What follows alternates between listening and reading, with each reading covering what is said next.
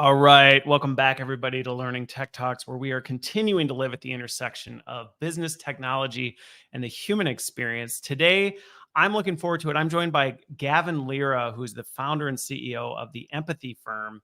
And we're going to be taking a very pragmatic approach to what can you do with AI to improve your overall operations, whether that's you're a business, whether you're a function, whether you're an individual.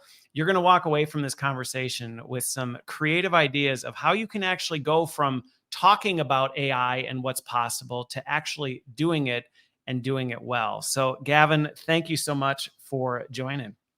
Yeah, I'm excited to dive into everything. You guys got two nerds today. So I'm Yeah, well, you know what? We'll geek out, but we'll hopefully, not hopefully, I will do my very best to make sure that anybody who watches or listens to it is able to actually practically and tangibly go back and go, okay, I have some ideas of what I can do with this. And for those, before we kick it off, if you are not subscribed to my Substack, make sure you do that, because at the end of every one of these, later in the week, I post a reflections article with some of the biggest takeaways and actions that you can take from this. So if you don't have time to listen or watch the whole thing, that's probably the best place to get back, or subscribe to YouTube, where I'll share the highlight clips. So with that, Gavin, for folks who may not know you, we got connected through some technology app. I think we were connected through something.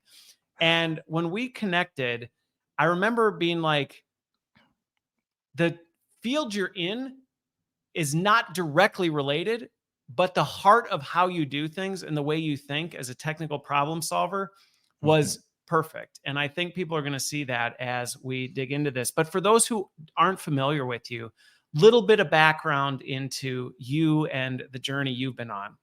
Yeah, for sure. So I'll keep this brief because I think the people will, benefit most from all the things that we'll dive into the specifics. From us geeking out. Yeah. Yeah. Geeking out in a way that's easy to implement and understand, of course. And really, like for me, I grew up in a small town, 6,000 people. Had a pretty normal life, like was very just blessed and fortunate. Like I had the opportunity when I was a junior in high school. I had like $300 and I was like, okay, I'm going to get a job. I'm pretty broke, but then I saw this YouTube video about how to start an online business with $0 down. And I was like, okay, it's 8 minutes. I'm bored. I'm procrastinating my homework. I literally remember I'm in my bed. I click it and it was on drop shipping, which for those of you that aren't familiar is essentially it's e-commerce. And you use a site like AliExpress to buy products in wholesale and you resell them for a profit. But I got into that thinking I'm going to make tens of thousands of dollars in my first few weeks. Ended up losing my $300. But I was just you went in going $300, 8 minutes of my time on YouTube. I'm going to make it big. Well, yeah. And I took a few weeks, like really diving into everything, following the quote unquote rubric, right? If we're going to compare it to school, because I was a straight A student in school. I never had gotten an F, right? Okay. And the marketplace, not even on a test, nothing. The marketplace then gave me the fattest F and was like, I didn't sell anything. I didn't sell one thing except my mom ended up buying something for like $7 because she felt bad for me. So God bless her soul. I love it. But, yeah. So either way, essentially fast forward past that. What I learned from that though, is I went back into drop shipping, and this time I ran Facebook ads. And I actually broke even then. So I'm like, okay, this isn't profitable, but at least I'm seeing traction. Okay. I bet you if I had an established product or service, I would be able to. So instead of just giving up and going, well, this drop shipping thing, it's a joke, I'm like, forget it. You went, let me learn from the experience, and you tweaked it. Yeah. It's like, I knew that drop shipping was a profitable business model. I just was like, what's going to be essentially the road of least resistance for me to see success in business at this point in my career, being like knowing literally nothing. Right. So I'm like, well, I could do this for local businesses, or like if there was an established e-com company, I feel like I could get them results, whatever. I started doing it for local businesses. That ended up generating really good results because my first client I had actually fired me. He was a contractor, and I booked him out on too many kitchen and bath remodels, like too far in advance. So you booked him. You got him too much business. Yeah. That was my first client in lead gen, running Facebook and Instagram ads using like Zapier for like simple follow-up text and all that good stuff. But then, yeah, it progressed just doing lead gen for different industries. And then I started my own podcast years ago, and I got just talking with all these different entrepreneurs that were much further ahead than I was, which is how I learned about public relations and the power of building a brand and different marketing strategies. So yeah, fast forward, I then pivoted into that niche because I resonated a lot more with it and seemed like there was a need from the market for that. And yeah, I've been there since, and it's been a fun journey. Yeah, we'll say and with through ups and downs. and through this all though, and I think this is the part that we'll dig into through it all, and even from what you described with what you did with the drop shipping, you've taken a technical lens to it. I mean, as I'm listening to you unpack this, you've looked for technical solutions to the problem, even figuring out how to use social media ads to enhance, to build your product and things like that. I mean, that's something that, again, I'm guessing you didn't go to grad school and specialize in social media marketing or anything like that. You just figured it out. Yeah, completely. Yeah, I dropped out of college actually. So I was going, COVID happened and everything. And even when I was going, I was kind of like, what am I doing? Like, I mean, for me, I was going to get like a business management major. Why do I need to go to college for that? I absolutely don't. So yeah. But the reality path of least is, resistance. You went the path of least resistance. I like it. Well, I was learning so much more from the podcast where I was doing interviewing these yeah. entrepreneurs. Yeah, essentially interviewing them, and then on the flip end of that, just implementing it and getting feedback from the actual marketplace. Yeah. Well, which makes sense. I mean, really, anybody in my industry, and I think most people would say practical experience of actually doing things hands down beats, Yes. Well, I learned in theory how this should work, which, I mean, you had some school of hard knocks right out of the gate with the with the drop shipping of like, well, I've gotten all A's, I've done great, and I should be able to nail this. And you got a big F on your first paper. So that's the way it goes. So having done this PR thing, and this is where, as we were backstage and kind of leading up to this conversation, we wanted to talk about the impact generative AI has on this, because obviously there's a whole business functional aspect to the work you're doing. And for those who aren't familiar with content creation, there's a lot of administration, there's a lot of stuff that happens on the back end, which I think if you look at any organization, any function, a lot of the work we do is very robotic and mechanical in nature, even though we don't always see it that way. So generative AI is a prime target for helping augment, or in many cases, replace some of that work, which is what we want to talk about today. So as you look at that, when did you really start leaning into augmenting and specializing and leveraging generative AI to help with some of the work you were doing? Yeah. Well, about a year ago, I remember ChatGPT, like OpenAI, essentially had their big ChatGPT update, right? Yep. It was in, I believe, last December, and I just remember like that was the first time I really sunk. Like I did a little stuff with like Jasper and like a few other like ads before, but that was the first time I really sunk my hands into it. And at that point in our company, now we do a lot more with podcasting, which we still use AI in a ton of different ways, which I can dive into. But then it was a lot of like article creation and writing, getting people featured in the media. So, and we were still doing podcasting, just not as big. But I was like, wow, this can write articles pretty dang good, like about different And topics. that was it's early. I mean, those were generation, I think it was like 2 or 3, 2.5 that was coming out. So it wasn't even where it is now on 4. Yeah. So I just started to see, I was like, okay, this is totally flipping how things are done. It's essentially for a lot of roles, taking what a writer does, where they typically spend 80% of their time creating, 20% of their time editing, and flipping it to spend 20% of their time creating through AI, and then 80% of their time editing, just going through and tweaking a few things, which makes their output much more efficient.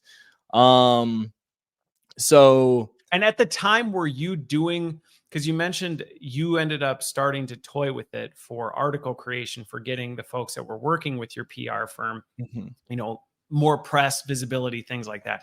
Is that something you were doing already and investing a ton of that time on the writing side, or was it something you'd shied away from because of the time that went into it that was like, that's not going to be our focus area? Yeah, it was something at that point that we were already doing. So Okay. it really just made things like so much quicker because we were getting ready to hire another writer.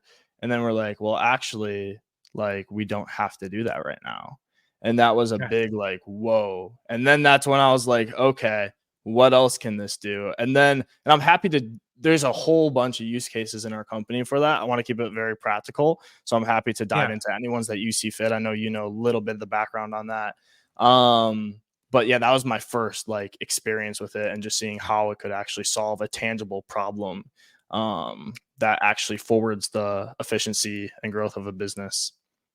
Well, and we'll keep unpacking different ones, but I think some of these use cases, and I love talking about kind of the human wrapper around that, because at the time, so you had writers with the company, or Yeah. you had writers on staff at the time.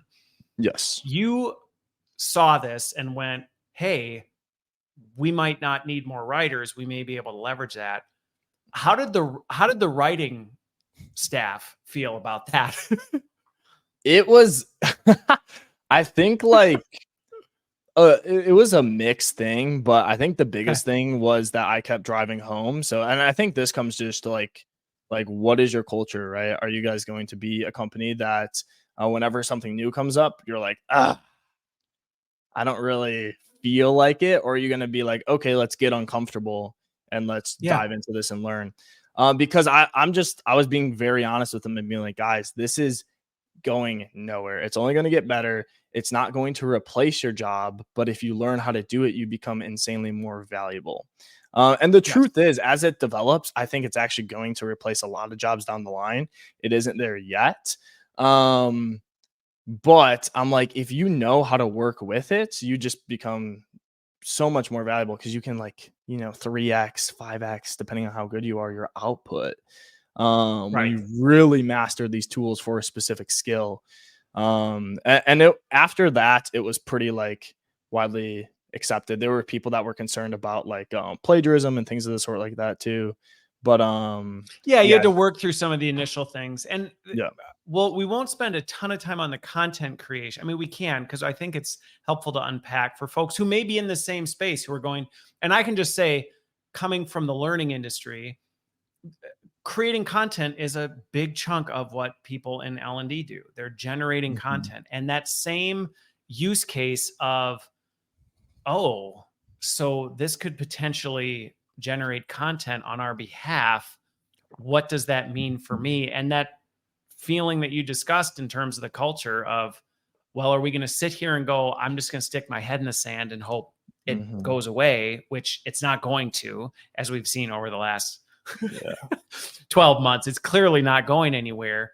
Or you can lean in and go, well, it's here to stay. So let's get uncomfortable and figure it out. But have you seen, as you've looked at the trajectory of that from a content creation? Yeah. You've been doing it now for 12 months with some of that staff. Are they starting to adapt to it and go, you know what, this is actually like, I think some people are afraid to step into it because they're almost afraid I'm going to hate it. Have you seen some of the staff go, actually now you're on the other side of it now? Yeah, I definitely think I think we all are of the consensus that we wish it didn't exist because we think it'd be better for humanity overall if it didn't exist. I think that's our general thought process, but the reality is it isn't going anywhere. So it's kind of like inevitability. Yeah. I think in life, a lot of times you have to look at the chessboard and look at your pieces and be like, what's the best move? Not like, oh, I wish my queen was in that corner instead. You know what I mean? It's like, or like, oh, I wish they didn't have a queen on the table or that knight right there. Like it's there. So what are you going to do? So yeah, but really now, gosh, it's I think people have found it almost cool in a way of like how much more they can do. Because for example, we'll have our editor after we get a client on a podcast. They like right now, for example, I'm recording this as well on my own phone. I'm going to send this over to my team. And what they're going to do is they're going to upload it to video.ai, except it's not spelled normal like video. That's a No, I know. useless I know word. which app you're talking about. Yeah. VIDYOAI. Yeah, Yeah, video I AI. always spell it wrong. But they're gonna upload it to that, and it's just gonna help. Like after that, they'll do some normal like post production in Yep. like whatever tools they use. I'm not even exactly sure for the editing tools that we use, but like for the AI tools, it just helps just find all the little snippets, right? And it just makes it Yep. so much quicker. And now they can just take the ones they like and go edit them more in depth. So, and then the fun, let's unpack that one a little bit, because again, I'm yeah, super familiar with this as a yeah, content creator as well, and I think people listening to this can benefit from this. Going, oh, that's a practical way. And the reason I say we can unpack it will be helpful is there's a number of times I've been on calls with folks where I've been sharing my screen or something, and somebody's been like, wait, what are you doing with that? And then actually mm, talking them through, they start to go, oh, that's how that works. That actually yeah, seems really handy with this. Because similar to you, after I do a podcast, after I do something like that, when I get time to actually do the post production work, the first thing I do is what you just described as well, where it's like, okay, now I have the raw source content, but the amount of time that would go into me trying to scan a hour and 10-minute conversation and look yeah, for all of the really interesting highlights and clips and things like that. I got 7 kids. yeah, I don't got time to sit and do that. But I never just take it and then just hit publish with that stuff. It's more yeah, hey, here are the highlights that I can then go through and go, that one really connects with this, or this one's really yeah. great for that. And it helps identify that stuff in really meaningful ways. Definitely. Yeah, I think like so I'll dive into the specifics of that application. And I think like the overall bigger thing of it too for me is I'm like, if we were to do things the old way, it would be more expensive because I would need to hire more team members. But the other thing is also, and this is the biggest thing, is it would be more of a headache because now there's more quality control, right? Like there's a lot Yep. more of we need to train more people or make sure that we do the due diligence in our hiring process to find more people that already have the skill, make sure that it's going to be a right fit from a salary standpoint, that's going to be a right fit from a culture standpoint, and all these other things. And for this, it's like yeah, it just really, when you can take a few people and really invest in them heavily, it allows your focus to be deeper in that, which can produce more Yeah. results because they have the bandwidth to do so. It's But interesting you bring that up because to your point, having hired a fair share of people over the years, there is often this challenge that comes with trying to find somebody with this really specialized or niche set of skills where they have experience doing mhm, it. And a lot of time, and sometimes you even might find the person, but then to your point, it's like, well, their salary requirements are this. And you're yeah, like, well, we can't do that, or it's not going to, or their mhm, timeline is this, or yeah, there's some sort of complication to it versus with AI, you almost can take a more general person who you go, this is a person whose character, integrity, work ethic, these yeah, things, they're fantastic. I don't necessarily need them to have all these specialized skills because I can yeah, teach them alongside AI. They can figure out how to navigate some of these things. So it actually allows you to invest more deeply in your people. I mean, as the more I think about it. yeah, yeah. I totally agree, and you're also helping them become a more valuable team member. Like because a lot of people I know earlier, like just in a conversation we had before this, you mentioned I think it was like 91% of people did not use an AI. 93. 93, yeah, did not. 93% of people do not use generative AI more than once a week, which was Yeah, staggering to me who uses it all the time. yeah, and it's because I actually use it more than Google now for even like search terms, and I'm serious because it can even search the internet now for current events through Bing. Yep. Um, Yep. well, specifically referencing ChatGPT, but yeah, so I definitely think it allows you to just like, and it's cool too, because if you have good people, they're going to want to learn. Nobody's going to just Yes. want to be essentially like a cog in a system if they're super talented, where they just feel unchallenged, unmotivated. But if you can, like, this AI stuff is changing so quickly. So what I'll do is as soon as, we have something new with AI, like in one of these applications, either we'll have the team members, and this gives them a sense of leadership and ownership as well, go and make a quick Loom video for the team. Hey guys, the rest of the people on that team, there was this update with the software that we use. I toyed around with it and here's what I found, right? Or if it's something that I have more ownership in, which there's a few things delegated differently in the company, but then I'll make that video, to other people that might be doing it when I'm the one mainly doing the quality control in that sect. So yeah, it helps solve that problem because it creates problems, but also solves problems. Well, and you're reallocating your time. And I think this goes back to some of the fear that people have around AI of, well, if AI starts doing this stuff, then what am I going to be doing? And I mean, these are some of the things we're describing right now of things that you're doing instead. So again, staying current on what the technology can do because you have that capacity that you didn't before because you were too busy scouring transcripts looking for the highlight clips in your world. You had people that's what they were doing. And I actually had a conversation last week with a mayor out in Washington, and we were talking practically about the fact that in municipal government, a lot of time by government employees is spent just looking stuff up. Where were the meeting notes for this? What was the decision on this type of a thing? A huge percentage of time is spent on that, and generative AI is eliminating that. And it's very similar in the content space. Yeah. It's really true. There's a lot of it just gives you one answer, right? And then it's a lot easier to fact check that one answer in a relatively quick manner, just going on Google and searching and being like, oh yeah, there's a lot of sources that seem to say this. Of course, it's not going to be perfect. Is it better? In my opinion, 1,000%. Yeah. Well, and to your point though, your time, instead of going back to this of how are you spending your time, which you hit on this earlier on, where your writers, instead of spending 80% of the time writing and 20% editing and tweaking and refining, it's flipping that upside down and going, well, 20% of your time, let it generate the thing. Let's actually have you spend your time really crafting and honing this and making it fantastic. Similar to what you just said there in terms of even fact checking or things like that, where it's like, well, get me this information rather than spending all the time trying to find that information. Instead, you're going, here's the information I got. Is it the right information? Yes, definitely.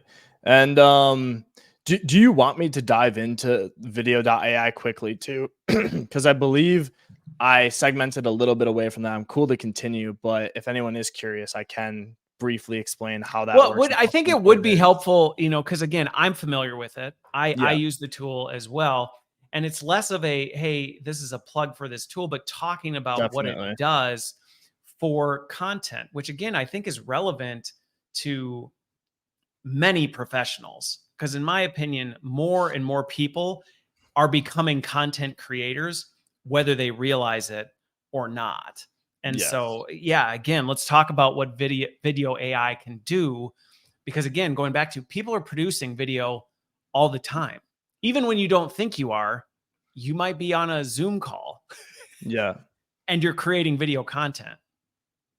Definitely. Yeah. You can definitely use this tool with Zoom calls. Like we in our company obviously use them from podcasts because we're getting our clients booked on podcasts.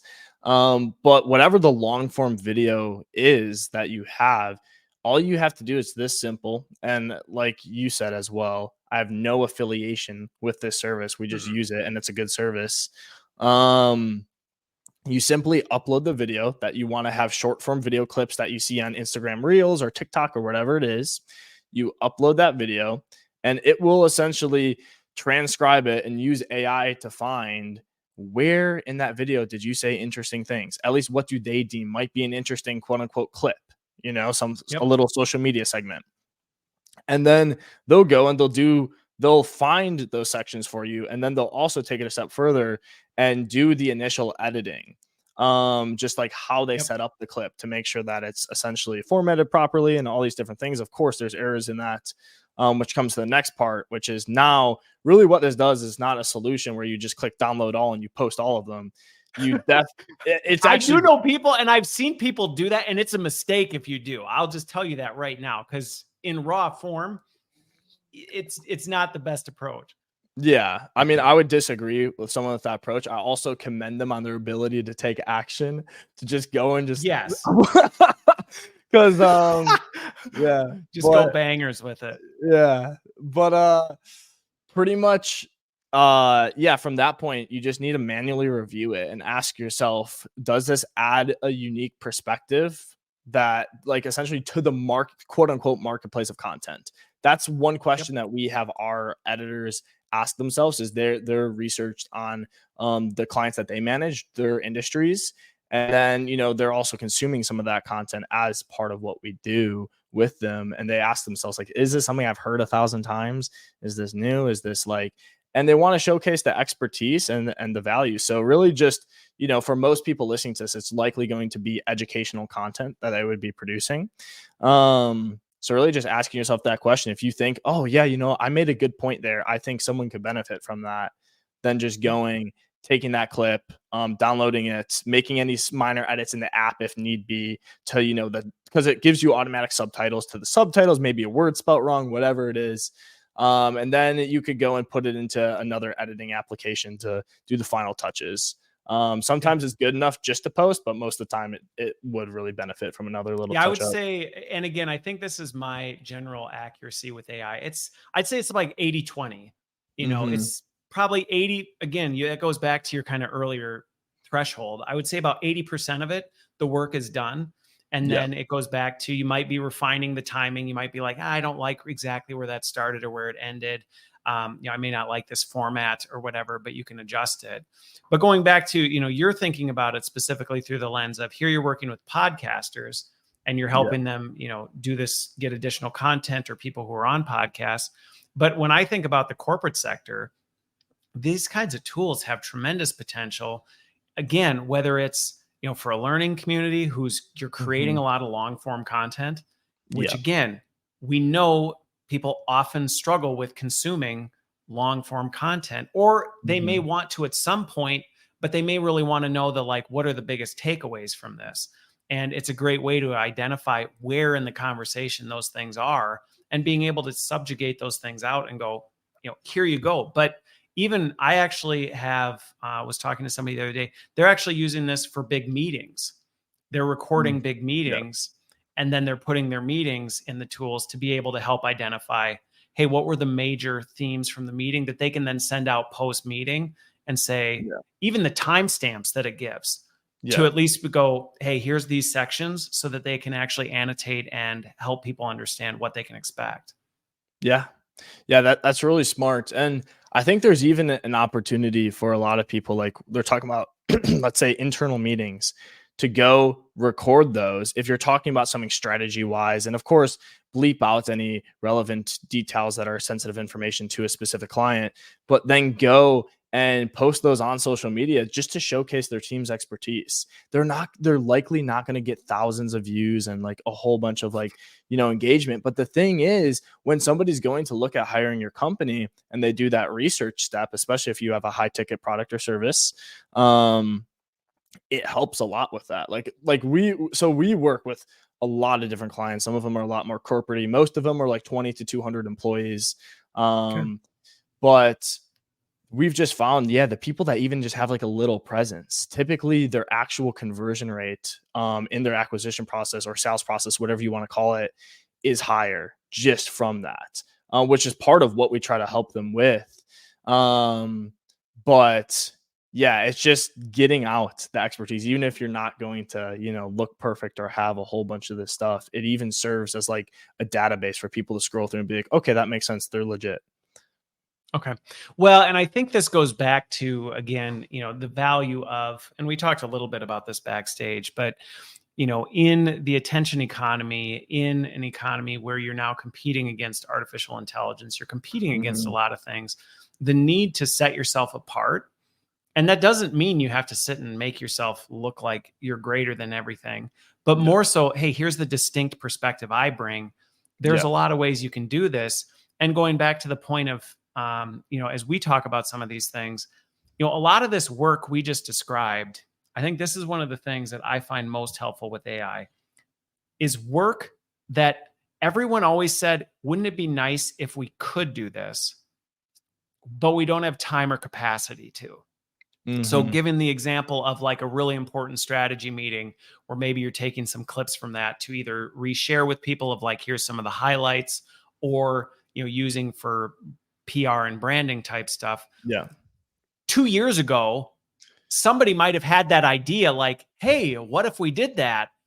And everybody just kind of goes, yeah, but like, who's going to sit and record this meeting and then go like, what are we going to hire somebody to transcribe it and then go review this? Like, who has time to sit around and do this kind of stuff? So it's actually creating new opportunity, which I think is really encouraging for people who may go, well, I'm just worried it's going to take away my work. It's like, there are lots of ideas that I have that I haven't had opportunity to go, that AI is actually now creating that opportunity. It's funny you say that, because for a while, our core services were simply getting people in media, typically online media, and getting people on podcasts. And it wasn't until the recent rise of AI that we started incorporating from podcast features, which is really why we focused in on that, because long form video, to all the reasons we're talking about, holds a lot of benefits. We were able to very efficiently and effectively get those social media clips, right? Instead of because some people have it as their core service, and there's a reason for that. It's complex. It's not so easy. It is. But because now you bring in AI, that just added, like, we're like, oh my gosh, we can actually scale this now and have it with the quality that we're proud to put our stamp on, rather than just saying we offer short form videos. And then the other part of that too is we're like, man, it would be awesome to go through a podcast recording and write, a media article and get that article placed based off what they said in the interview. But to your point, it's like, yeah, but then the writer has to listen to like an hour-long thing each time just to write an article. And then they have to re-listen, and like they're falling asleep half the time. So it's like, okay. Right, because you're trying to get them to pay attention to a long-form conversation for a really long time versus taking the transcript, outputting it, popping it into ChatGPT and saying, what are the most important themes that came out of here, that then a writer can go, oh, like, and that's where they are, and I'm just going to zone in on that and then blow that into something different. Yeah. Well, we even take it a step further too. We literally, like, the prompt we use, I can't remember the exact thing, of course, but I know it starts with write a newsworthy PR article for a third-party business blog, which is how we word it, even though it's not exactly what it is, about like from this recent podcast interview with this person from this company. Here's a little bit of their background, and here's the transcript, and make this, 800 words, right? And now it's not just spewing some like, oh, this is what I think about whatever the topic is. Right. It's not just grabbing the general internet garbage and just trying to summarize that into whatever. It's actually taking the content, which I do this with every single one of my conversations, because there's a lot of good information in it that I want to pull out of it, instead of just the generic internet junk you would find across, a sea of stuff.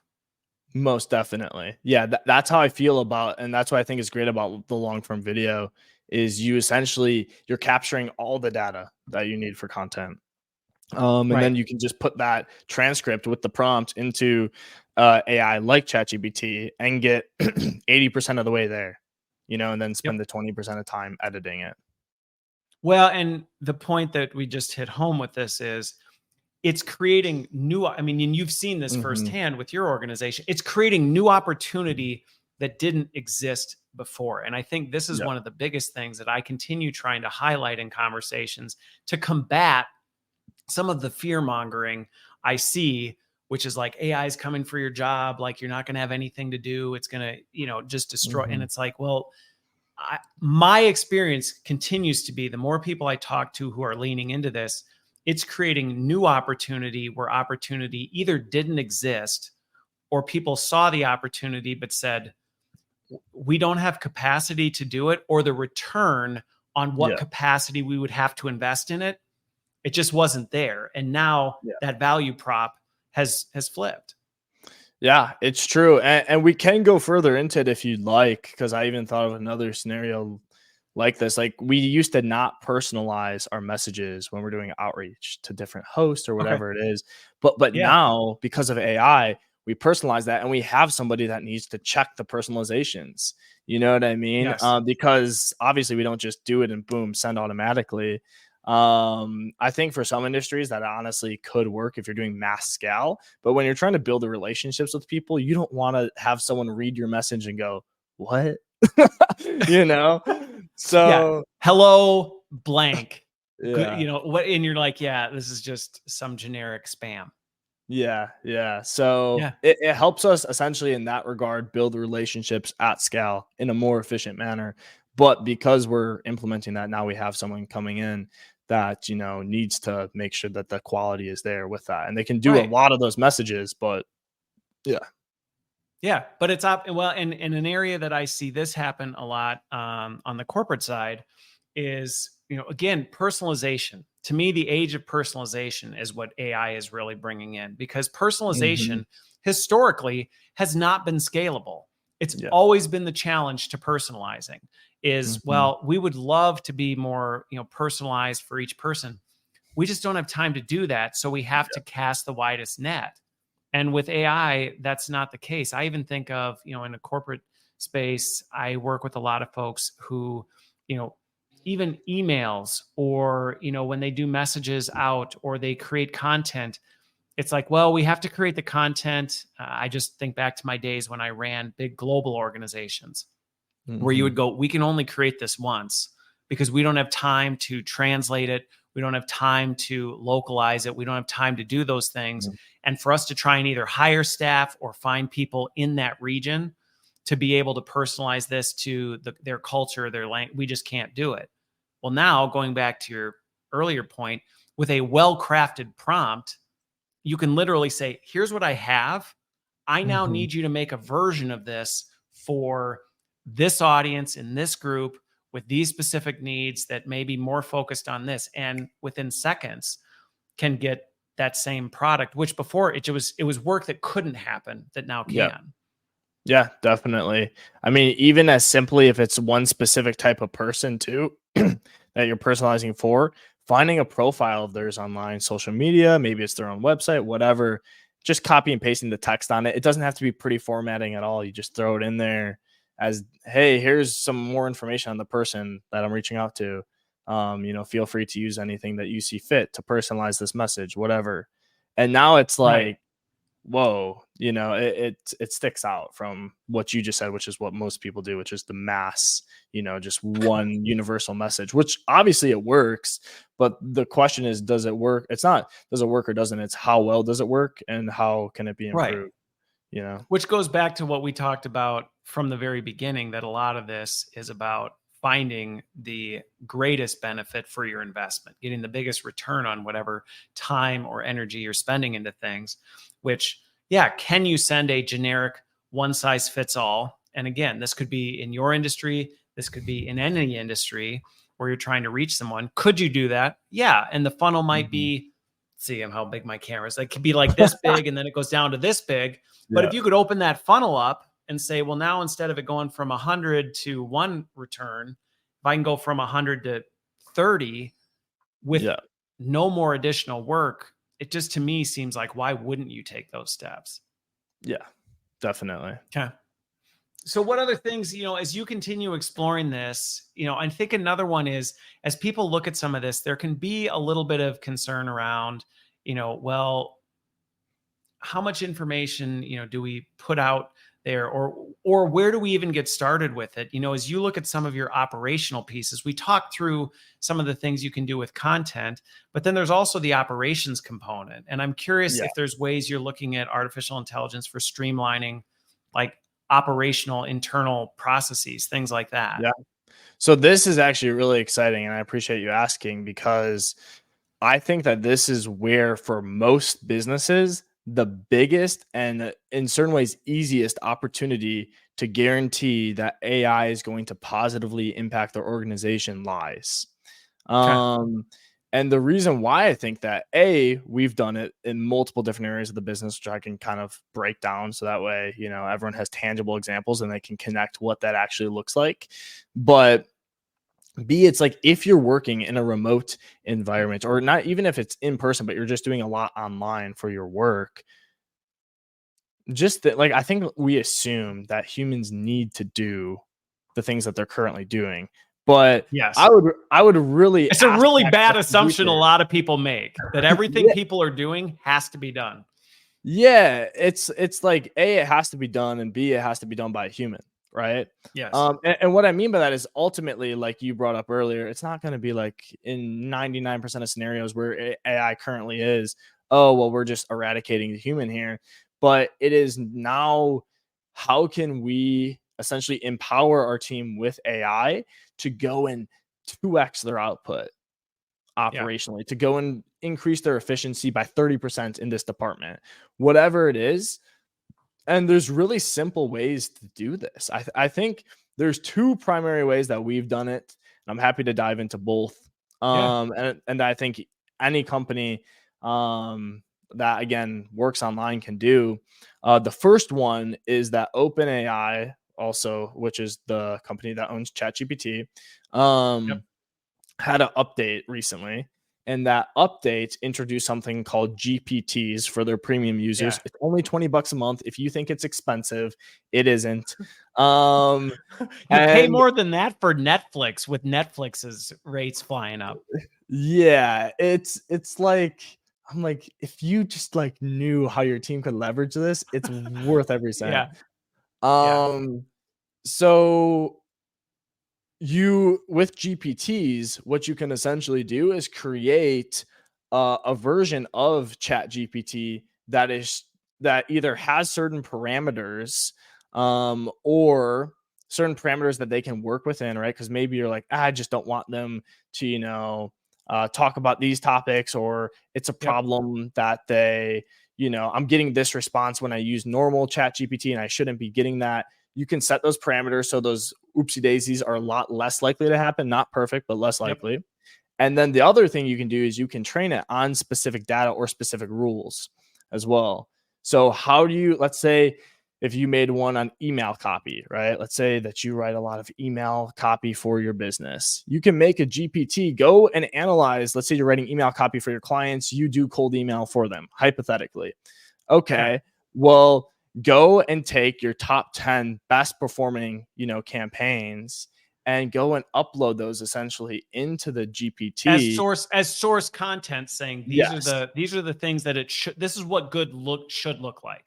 exactly. And you can even take it a step further and put it into normal Chat GPT to help you with creating the GPT. And what I mean by that is you can upload those 10 to Chat GPT all at once, label them 1, 2, 3, 4, give it the context. This is emails that I used at my business to help book meetings for my clients. What I want you to do is I want you to help me make a GPT that can replicate this output consistently with AI.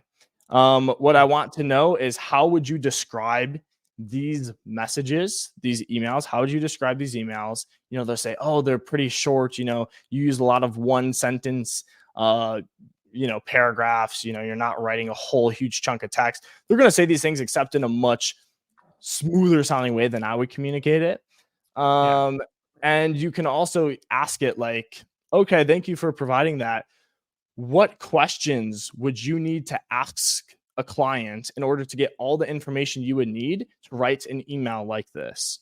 Right. And what Okay. that does too is it will tell you and say, awesome, how can I make my GPT that I'm building? How can I make essentially them collect this information as well? And it will tell you what to put into the prompts. And then you can go and test the GPT. And for people that are like, this is kind of confusing, there's two things here. Everyone knows how to use Chat GPT. All that GPT is it's a little button you click, and it has a little box where you can type in essentially text or Yeah, you're upload basically files. no code. You're no code programming Yes. your own custom build of Mhm. Chat GPT around a very specific, well, it can be general or it can be very specific task. You're like, we want to take Yeah. all the power of Chat GPT, but we want to, and this goes back to, I had a conversation with Kevin Saras a while back, and we were talking about the fact that the old days of AI were you had to program all the possible things Yeah. AI could do. You were actually going like, well, we need to think about this. And if anybody's ever built one of these things, the triage just goes nuts real quick. Mhm. And now we have the reverse. With generative AI, it actually reversed that, where now instead it's like, well, it can basically do anything. So you actually have to focus it and go, I actually need you to get very specific on this kind of thing. And these are the parameters we need you to fit. So it's actually a reversal, but that's Yeah. essentially what we're talking about with a GPT. When you train a GPT with OpenAI's thing, is you're actually taking the power of chat GPT and focusing it on a very specific task, process, whatever it is, and then giving it all the parameters to do it well. Yeah. And when you're training a GPT, it's, in my opinion, what is closest to replicating yourself for the amount of time and energy that you actually put into it. So it's not going to be perfect. It's not going to say exactly what you would say.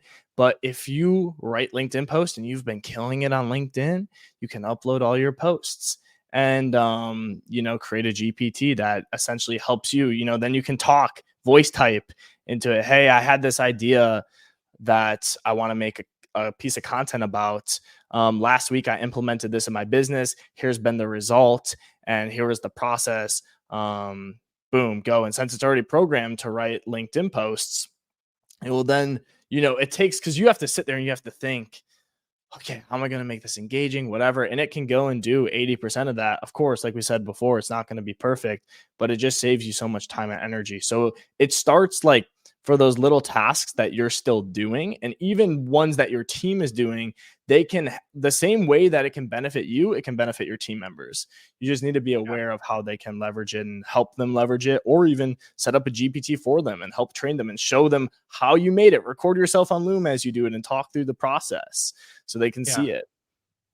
Well, and what's interesting about this, because while folks listening may be coming to the conclusion that this is very focused on content creation, which in Mhm. some ways it is.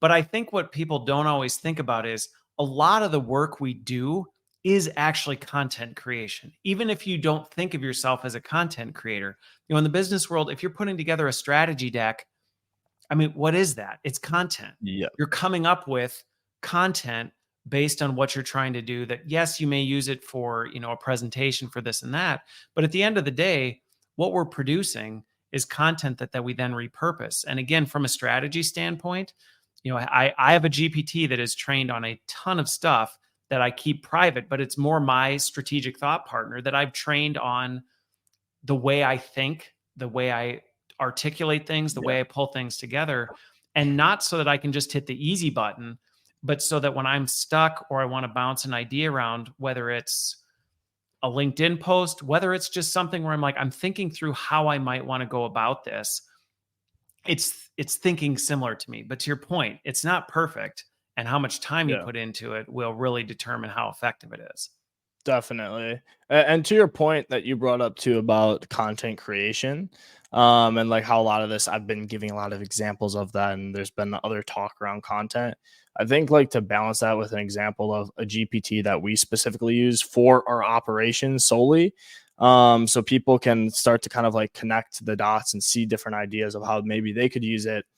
For us, we're writing a lot of pitches for clients because we're pitching them to media outlets, we're pitching them to podcast hosts, Okay. whatever it is, right? Where they're publicists. So obviously, writing the pitch is something that is very, very important, especially Yep. when someone doesn't have a known brand. So we analyzed our best pitches and trained a GPT on that. Okay. So that way on the back end, and the cool thing is now after the onboarding call, the GPTs ask like, okay, please give me this information on the client, right? Boom, we type in the information. It comes up with the draft pitch trained on our standards that I would go and train a team member on. I went and I trained a GPT on it. And now our team members, when they use that, they're just like, oh, this is cool. They can bounce their ideas off of it. They can have it create different versions. Could you make one that's also has humor in it? Right. Yeah. And it's using all that specific data from that client and the data that we've already like figured out works for pitches. And I think that for Right. GPT specifically is an example. Well, and this goes back to that, reinforces the point that I was making, is where a lot of Mhm. people may not think they're in the content creation business, but a lot of the work we do at work is Yeah. creating content. I mean, a pitch email or a pitch, it's content at the end, because it's like, well, what do? You're creating a thing, but it's the same thing for a lot of the work that people are doing, whether it's, brainstorming a financial model for this and that, whether it's thinking through what are the strategic priorities for our group in 2024 and beyond. Well, ultimately at the end of the day, you are creating things, which generative AI is really powerful for using. Yeah, most definitely. So I'm curious your take on this, because some of the pushback that I've seen, and I think there's some healthy reason to be concerned about it, is there is, some concern about, well, where does all this information go?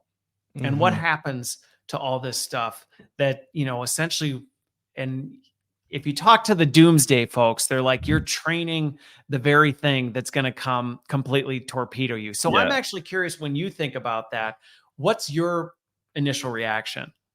When you say where does everything go, what more specifically do you mean, to make sure I So, answer okay. properly? So as an example, right? Let's say your pitch Mhm. GPT that you use to write your Yeah. pitch emails. You are now sharing all of the intellectual property of the empathy firm with this GPT on, hey, here is all the best stuff that we've ever done. Yeah. We're teaching you how to do this. We're giving you all this information. Ultimately, yes, for the benefit that you're going to help us create more of that. But what happens, and I think this is some of the legitimate concern people have with AI, is some of that used to be locked in our heads. And so it added an Yeah. inherent value to people that they went, well, I'm good at this. Yeah. Now I'm just giving all this away to who? Yeah. Well, a few things on that. One, so I think that's a really great question. And I think a lot of people even don't consider that. But essentially, yeah, I know that there are people that are worried about, is my competitive moat being bridged over by AI, essentially? And if I use Yeah. it, am I also, draining my moat? Yep. I have some stronger opinions on this. So I think that the thing is, it's like okay. First off, it depends is the first one. It depends on the company, Yeah. right? I know Samsung got in, like, they had a whole thing a while ago where, like, employees were using, and they leaked a whole bunch of proprietary code that probably had millions of dollars worth of development on. That's a Yep. different scenario. You got to know what your business's You've got to real know the strengths boundary are. lines. Yeah. Yeah. So as I say this, take the context of your own business and apply it. But, like, for us, it's like the stuff is okay.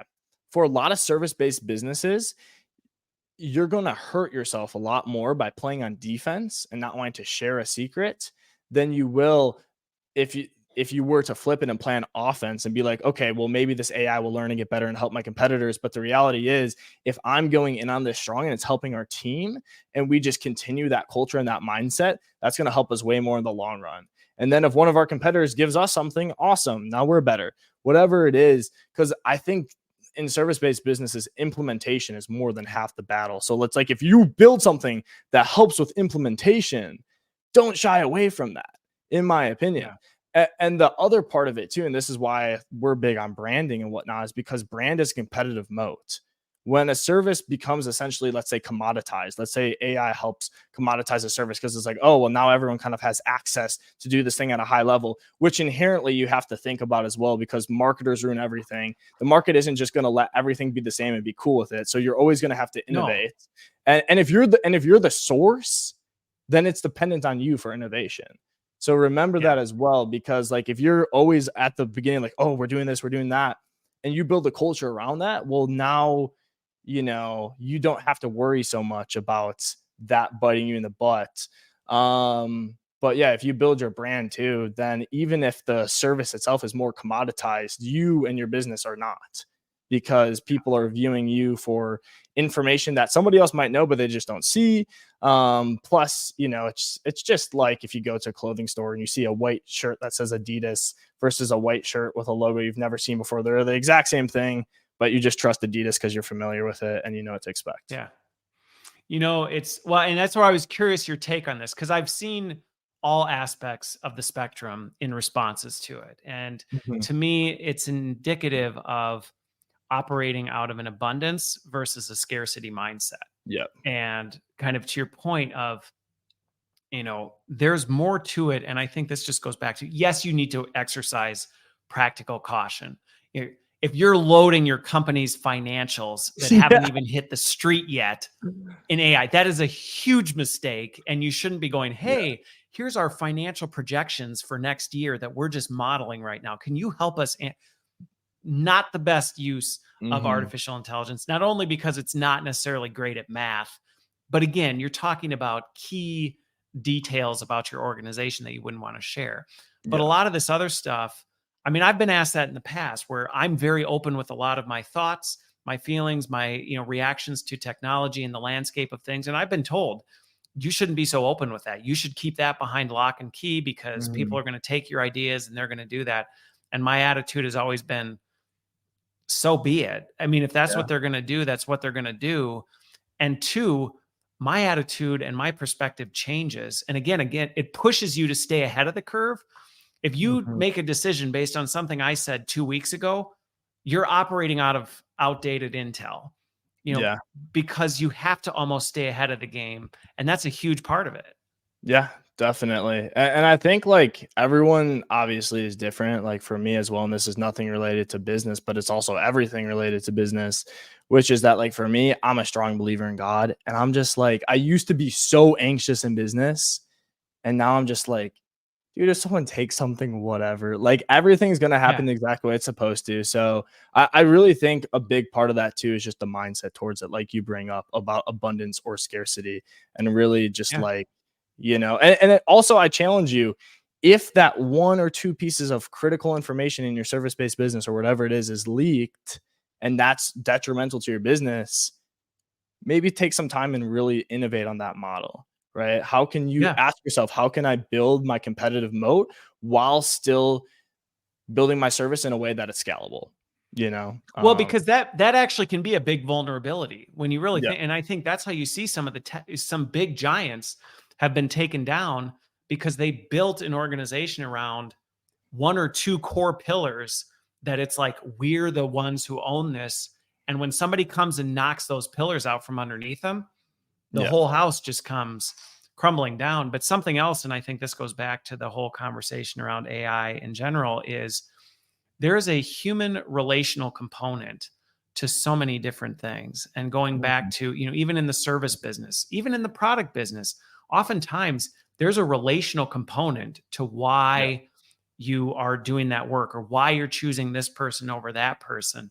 And that isn't in your SOPs or in your this and that. Like that's yeah, not where that comes out. I think you brought it up earlier where a lot of the details come out in the execution. yes, yes. I believe that ideas are they're cool, they're pretty, they're nice, but at the end of the day, I could have an idea on an AI that could run $1 trillion company, but it's like, how am I going to execute that? You know? Right. And to your point that you're bringing up with there being things that people don't trust AI the same way they trust humans. They Um, don't. yeah. So it's to your point that you're saying a competitive advantage is you, right? Which is why I talk about brand because it's an amplified version of you, relationship building at scale. But it's like just yeah, look. It also, yeah, gosh, it really depends on where you're trying to go to and what your goals are Yeah. for how to go about that. But I think it's a great perspective for it, and a Well, and, great and reminder. everything we've set up to this point is it's about thinking critically, which I think if anything in the AI age, we need to be doing a lot more of. I think Yeah, that's the competitive advantage is doing more of this critical thinking about things. And so should you do things in AI? Well, think critically about what are the yeah, implications and why and all these other things. But going back to, I'll tie in 2 points. You brought up the your belief in God, and so I'll tie it to some wisdom from Solomon, where mm, sometimes you see people talk about, I'm so worried about people finding out the secret sauce or this information or whatever. And I think back to Ecclesiastes, nothing new under the sun exists. hmm, That's been my experience. That's some of the wisdom I've seen over the years is even I look at some of the new things that are happening in AI, it's new, but it's not really new. It's history Yeah. on, it's rhyming. There's new things that are Mhm. coming, but there's a lot of consistency that I continue seeing in this. And so again, the fear of leaning into the change, doing things differently, be out of a fear of what you have today, you may actually be doing that to your detriment. Yeah. No, I totally agree with that. And yeah, I think this is honestly, I think one thing that I've really enjoyed about our conversation today that relates to that point is people are really drawn to statements on social media that are very black or white, right? It's Yes. very yes, 100% this or no, never that. But the AI reality is great or it's going to destroy the world. That's where, all the attention goes. for sure, and you can break it down into subtopics of whatever we're talking about, and you'll find that people like polarizing opinions. It's Yes. not necessarily that they like it, it's that they react to them. Yes. And the thing is though, what I like about stuff like this is I feel like if your intent is to genuinely learn and get better, I think stuff like this is really useful because we covered a Yes. lot of different topics where we bring up it's very situational. And I think Very that's a situational. big component that people get confused on. Oh, this person said never this person said always that. But it's like that person doesn't know your business. They don't know you. They don't know your strengths. And I feel like entrepreneurship, a big percentage of it is self awareness. And yeah, so it's really self-awareness for that, but then also the broader scheme of that, let's say you're in a C-level position, self-awareness of your company and your team, right? Like what are your Yeah. guys' strengths and weaknesses? And where can AI just slide in and how much of AI should be involved at this current stage to really make Right. the impact that you guys are looking to have? Well, and on that topic, I just think about some of this where as a leader, for leaders who are listening to this, thinking about this, you do have to, there's so much nuance to this. And I will just say, I was in a conversation with somebody recently who was asking me about building a brand or whatever. And I said, well, do you want to be popular or do you want to influence people to think differently and more critically? Because if you want to be Mhm. popular, there's one way to do that. Go Yeah, say the most contrarian statements on either side of things and, cater to a specific audience, or you can challenge people to really think deeply about it. But you yeah, think about a leader right now with all the economic uncertainties, so many companies going through things, you may need to nuance how you approach this with your team because you may come in, you have to recognize that, hey, if you just went through a major downsizing, probably not the time to just come in and talk about how you're going to automate all of the work in the teams. You got to read the room and go, is yeah, this the best yeah, time to be telling everyone AI is going to do 80% of the work we're doing today? Probably not. And that's probably not the messaging you want to use. But does that yeah, mean you say, well, because of that, we're just going to stay away from it? No. Let's figure out how we have that conversation, how we push people forward while meeting them where we are. And I think that's where the human component will always be critical, regardless of how advanced AI gets. No, I agree because yeah, you can even have that conversation with AI, give it all the context. It would probably give you the same conclusion that you would come to, but the reality is you still have to be the one that makes the decision. Yeah. And And if you're going bad back at to making, people's trust, going back to yeah, people's trust, people don't trust AI. So you will ultimately be the one accountable for it. It's one of my biggest yeah, concerns as I see people leaning on AI is they're letting AI make decisions, not recognizing you're the one who will be accountable for the decisions it made. And are you yeah, comfortable with that accountability? yeah, definitely. There has to be that level of human review. Otherwise, it's a lot of if you trust it too blindly, you'll be led blind. Is maybe a good way to Yeah. put it. Yeah. I like it. Well, we'll come into the home strip, but one funny version because we did talk about GPTs that I would just say, Yeah. I've seen this start to spin up. I've seen people starting to create GPTs with plans to monetize it as, now you can get my advice or I've trained this to basically be me. So get all the expertise of me at a Yeah. fraction of the cost. And maybe some people will pull that off. But again, going back to that accountability, I would be very careful how you think about things because I Yeah. anticipate we're going to see a day in the not too far future where people are getting sued over decisions made by AI, and people are going, well, the AI made the decision. And you're like, well, but who trained the AI type of a thing? Yeah. It's going to be Yeah. interesting. That's the really tricky thing is like, if you release a product, let's just say it's a course, right? And let's say it's a course that the consensus on it is that it is not a good course. That's going to hurt your reputation, right? But you can look at exactly what happened and you can have an opportunity to learn from that, right? And be like, okay, here's why most people think it's a bad course, whatever.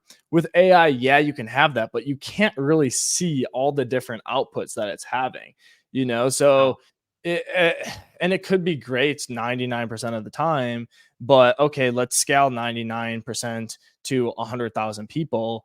Let's say if they're using that daily, right? Okay, well, now you have 1,000 people daily that are, getting incorrect or bad information from whatever it is. So, but, and a course, what the course is saying. AI, you're not exactly sure what that 1% is with the very specific questions, So it's definitely something to be mindful of. And honestly, like, I don't even know what the solution for that is. I'd always think like you have to very carefully make an offer to the marketplace, because you don't want to just make a lot of money and then have these issues come up. And then B, just set proper expectations with, someone. If you are going to do that, and make sure you're legally protected. Those expectations are set to let people know this is not you. There are going to be mistakes. But even like you said, I'd be curious to know, like, in the way it's marketed and how it's said, where the legal line is drawn for what somebody would or would not be liable for. It's going to be really interesting to watch over the next few years as more and more things. And again, AI's capability to seem and behave like a human while still not being human. Yeah. AI you can't put AI in jail. You can't hold it accountable for what it does. And so it's like, well, so then what does that legal and accountability structure look like? And how do we navigate? It's going to be interesting. I think we've seen so much change over the last 12 months, but we're just on the precipice as far as I'm concerned with some of this stuff. Well, to that point as well, and what I'll say on that is, I think like a lot of people, they're like, there's a lot of focus on a lot of different things happening in the world. Yes. And honestly, like, it's not like you or me necessarily focusing on it is going to help the overall goal as much, unfortunately. But of course, you can still make a difference. Anybody that takes action towards something is making a difference. But I do, and I wrote this actually as a paper when I was in high school. We had to write what we thought was our biggest threat to humanity, and I wrote that it was AI. I think, of course, like we talked about, it's great. And the reality is nobody actually knows what's going to happen. And you can get a lot of views from having a really strong opinion. But I think humans are amazing, right? Humans have spirits, we have souls, we have our bodies. It's beautiful. Our intelligence, I don't think, is as special as people think it is.